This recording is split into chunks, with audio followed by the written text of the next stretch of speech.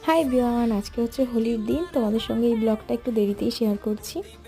আর যেহেতু আজকে হোলির দিন, সেই জন্য প্রথমবার ভাং বানাচ্ছি।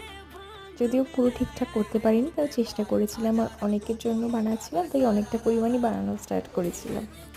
যাই হোক, ভাঙের প্রিপারেশনটা কমপ্লিট করে তারপরেই আমরা রেডি হয়ে রং খেলার জন্য প্রস্তুতি নেব। আর সেই জন্য এখানে ভাংটা বানানো কমপ্লিট হয়ে গেছে, এখন আমরা রেডিও হয়ে গেছি।